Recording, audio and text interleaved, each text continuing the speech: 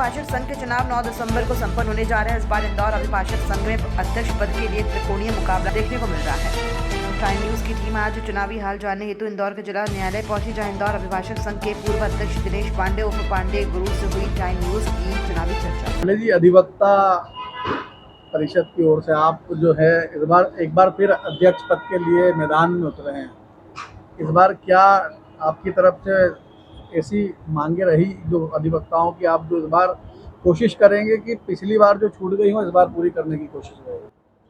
पिछली बार तो यह था कि मैं कोरोना से पीड़ित था और कोरोना के पीड़ित होने के कारण कुछ बीमारियां मेरे को ऐसी खांसी की बहुत ज़्यादा बीमारी लग गई थी, जो कि मुझे बीमारी के कारण मैं 2 महीने कोर्ट परिसर में नहीं आ पाया। बहुत ज़्यादा खांसी थी कि मेरे जो टिश्यू बीमारी के थे किसी दूसरे को लगे नहीं, इस कारण मैं उस स्थान पे नहीं उपलब्ध हो पाया कोर्ट परिसर में। दूसरा ये है कि जो काम मुझसे रुक गए मैं वो काम इस बार मेरा जो हमने पूर्व कार्यकारिणी हमारी सब लोगों ने जो बैठ के निर्णय लिया था, वो यह निर्णय है कि इंदौर अभिभाषकता का एक कैंटीन है, वह कैंटीन आज की स्थिति में उस कैंटीन वाले पे जो पूर्व में हमारे यहाँ का एडवोकेट भी है वो व्यक्ति, उनको पूर्व के पदाधिकारियों ने किराए से दिया था उसको, और उसका कम से कम 3.5 से 4 लाख रुपए किराया बाकी रहा और वो खाली नहीं हो पा रही थी। तो एडाक कमेटी ने उसको तोड़ करके, हमारे कमल गुप्ता जी ने उस पे अपना नोटिस दे करके और उसको तोड़ा और तोड़ करके वो चाबी दी है, उनका सामान यहाँ जब्त है। इस बार हमारा ये प्रयास था हम लोगों का कि हम महिलाओं की बार आज ये लड़कियां जो कोर्ट में, बहन जी इतनी बच्चियां हो गई हैं जिनको सुलभ व्यवस्था के लिए परेशानियां आती हैं, भोजन के लिए परेशानियां आती है, उस कारण ये स्थिति बनी कि हम चाहते हैं कि वो कैंटीन की जगह वह महिलाओं का एक बार बन जाए। कम से कम 500 साढ़े 600 700 करीब महिलाएं बहनें यहाँ पर हो चुकी हैं कोर्ट में, तो उनके लिए वो हो जाए। और सामने एक कैंटीन है उस साइड में, वो कैंटीन वापस से चालू हो जाएगा, वो भी हमारी चर्चा हो चुकी है। आदरणीय विधायक महोदय जी, आकाश विजयवर्गीय जो इस क्षेत्र के विधायक हैं, और हमारे सांसद महोदय जी ने हमें आश्वासित किया है कि इस बिल्डिंग के ऊपर एक बिल्डिंग और उन्होंने बनाने के लिए हमें इस वर्ष वह ये बिल्डिंग बना करके और वहां पर ऊपर एक बड़ी कैंटीन बना दी जाएगी। व्यवस्थाओं को लेकर भी सवाल खड़े करते रहे। बिल्कुल, यहाँ पर अधिवक्ताओं की बहुत बुरी स्थिति, मैंने बहुत डर का, भय का वातावरण बाहर का बना रहता है। चाहे जब किसी अधिवक्ता को किसी भी क्षेत्र में विवाद कर लिया जाता है, उनसे जब अधिवक्ता थाने पे जाते हैं तो उनके संग अभद्र व्यवहार होने की स्थिति आती है, तो हम सब वहाँ जा करके उस व्यवस्था को व्यवस्थित कर करके और हमारा वकील का सम्मान बना करके हम वो कार्य करते हैं। कोर्ट के स्थानांतरण को लेके भी आपका विरोध रहा था लंबे समय तक, उसको लेके क्या रहेगा? वो कोर्ट तो अभी स्थानांतरण हो चुकी है, वहां पर निर्माण हो रहा है कोर्ट का, और हमारा जब तक हम लोगों ने आंदोलन करना था तब तक हमने अथक प्रयास करा। अब तो एक प्रयास ये है कि हमने अभी वर्तमान में जो अभिभाषक, नए अभिभाषक और पूर्व अभिभाषकों ने जो वहां पर 10-10 हजार रुपए भरे थे, उसके लिए ऑफिस उनको मुहैया हो जाए, उसकी चिंता हमें वहां है, और हम वहाँ ऑफिस बनवा करके उन्हें वो व्यवस्था सुदृढ़ कराना चाहते हैं। उसके लिए हमने हमारी टीम के माध्यम से और अधिवक्ता परिषद, स्टेट बार काउंसिल के कुछ सदस्यों के माध्यम से हमने वहां पर बात करी और वह बनाने की स्थिति में लाकर हमने खड़ा कर दिया है कि जल्द से जल्द हमारा ऑफिस भी बन। यहाँ पे न्यायालय में रहता है, किस तरीके के जो पीड़ित होते हैं उनको भी मदद की आवश्यकता होती है। ऐसे में क्या सुनिश्चित करेंगे कि इस तरह के जो मामले आते हैं उसको यहाँ पे आपकी मदद से अन्य भी अधिवक्ता देखेंगे या ऐसे पीड़ितों की मदद करेंगे?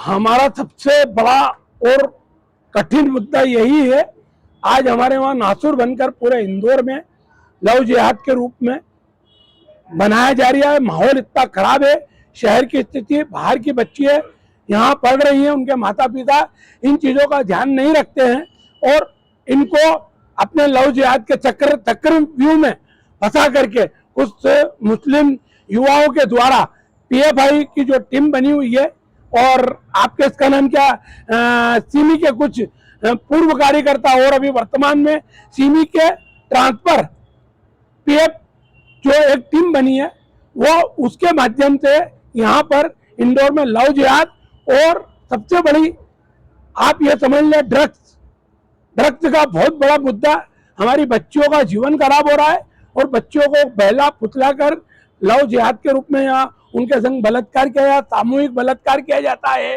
कई ऐसे मुद्दे यहाँ पर आते हैं, उसके लिए हम यहाँ पर उनका सामना करते हैं और उसे रोकने का संपूर्ण रूप से प्रयास करके उनकी जमानतें खारिज कराना, ये सब हम लोग मिल करके सभी अधिवक्ताएं इस रूप में, क्योंकि यहाँ पर समुदाय पूरी अधिवक्ता समुदाय है और यहाँ किसी जात समाज या धर्म का कुछ नहीं, सभी अधिवक्ता इस चीज की लड़ाई लड़ते हैं। पांडे जी, मस्जिदों पर लगे लाउड स्पीकर को लेकर भी अधिवक्ताओं के साथ आपका कड़ा विरोध रहा है। वो भी एक हमारा मुद्दा शहर का है कि शहर की जनता को परेशानी ना आए। रात दिन एनी समय 6 बार मस्जिदों पे अजान होती है और अजान होने के कारण शहर की जनता इतनी परेशान है। अब आप अपनी पूजा पाठ सब करें, मगर इस प्रकार का जो आवाज पहले इस प्रकार की नहीं थी, आवाज तो आवाज, आजकल तो ये स्थिति हो गई है कि अगर कोई मर गया है तो उसकी सूचना भी उस पर दी जाती है माइक के ऊपर।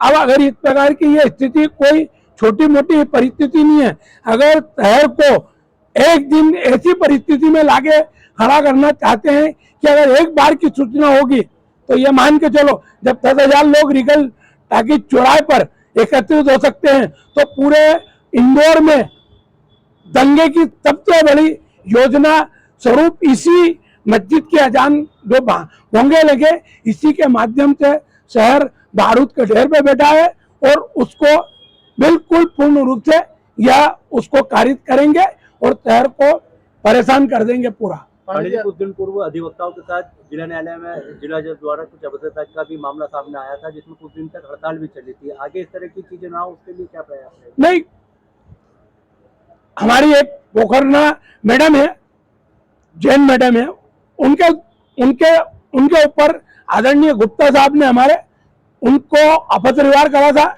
हम लोग गए वहां, उन्होंने हम लोगों के संग भी अपत्र व्यवहार करने का प्रयास करा तो हमने उनका विरोध करा।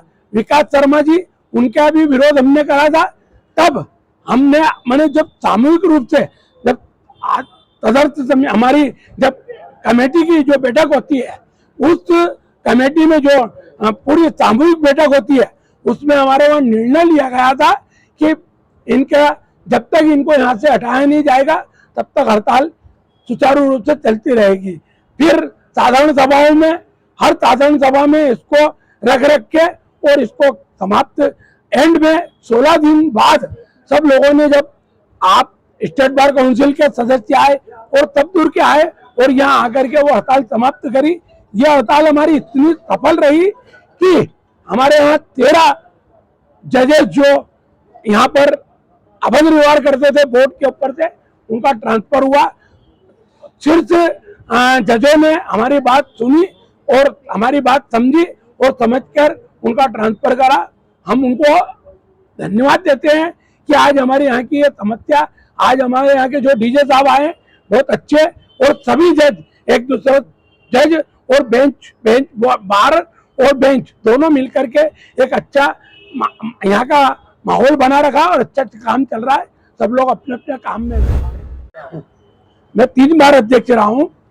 क्या रहता है कि कुछ कमियां रहती हैं, काम करने के अपने अपने तरीके रहते हैं, कुछ कमियां आ जाती हैं तो क्या रहता है कि कोई चुनाव लड़ने वाला, जब आप ये मान के चलो कि मध्य प्रदेश की सरकार है तो कोई ना कोई कमियां आती है तो उसका विरोध तो कहीं ना कहीं होता है, मगर फिर भी मेरा अभिभाषक बंधु मेरे अच्छे कार्य के लिए मेरी मदद कर रहा है और मुझे वोट देंगे और मैं ये चुनाव फिर से जीतूंगा।